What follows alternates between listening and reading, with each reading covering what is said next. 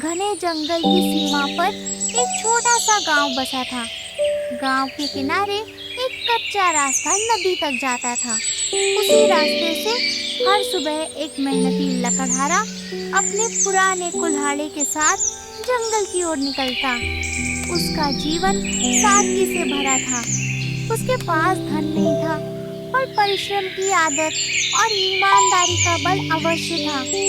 घर में पत्नी और छोटे बच्चे थे, जिनके लिए वह रोज जंगल से लकड़ी काट कर लाता और उसे बेचकर गुजारा करता। जंगल में ऊंचे ऊंचे पेड़ थे, जिनके पत्तों से छनती धूप धरती पर सुनहरे धब्बे बनाती। पक्षियों की चहचहाहट और पत्तों की सरसराहट के बीच लकड़हारा ध्यान से पेड़ चुनता, ताकि बिना नुकसान के सूखी और उपयुक्त लकड़ी काट सके। वह जल्दबाजी नहीं करता था। हर बार में संयम और सावधानी रहती थी, क्योंकि उसे प्रकृति से आजीविका मिलती थी और वह उसका सम्मान करता था। एक दिन काम करते समय वह नदी के किनारे पहुंचा। नदी का जल शांत था, पर गहराई में प्रवाह तेज था। लकड़हारा एक पेड़ की शाखा काट रहा था कि अचानक हाथ फिसल गया। कुल्हाड़ी घूमती हुई नदी में जा गिरी। पानी में हल्की सी लहर उठी और कुल्हाड़ी देखते ही देखते गहराई में डूब गई। लकड़हारे के लिए यह बड़ा संकट था।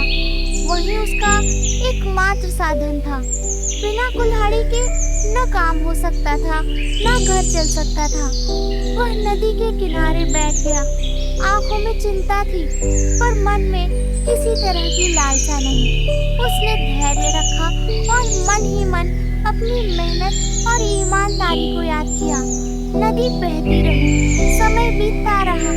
उसी क्षण प्रकृति ने जैसे उसकी परीक्षा और सहायता दोनों का निश्चय किया। कुछ देर बाद नदी की सतह पर हलचल हुई। जल की चमक के बीच पहले एक सुनहरी कुल्हाड़ी दिखाई दी, फिर एक चमकदार चांदी की कुल्हाड़ी और अंत में वही पुरानी लोहे की कुल्हाड़ी जो लकड़हारे की थी। लकड़हारे का मन स्थिर रहा। उसने किसी और वस्तु की चाह नहीं की। उसका ध्यान केवल उसी औजार पर था जिससे वह रोज मेहनत करता आया था। जब उसकी लोहे की कुल्हाड़ी उसे वापस मिली, तो उसके चेहरे पर संतोष और कृतज्ञता झलक उठी। वह समझ गया कि ईमानदारी और धैर्य का फल मिल गया है। नदी का किनारा फिर से शांत हो गया। लकड़हारा अपनी कुल्हाड़ी उठाकर खड़ा हुआ और नए उत्साह के साथ काम में लग गया। दिन ढलते ढलते वह घर लौटा। बच्चों के चेहरे पर खुशी थी और पत्नी की आंखों में राहत। उस दिन भोजन साधारण था, पर मन आनंद से भरा हुआ था। लकड़हारे ने अनुभव किया कि सच्चाई और मेहनत से बड़ा कोई धन नहीं होता।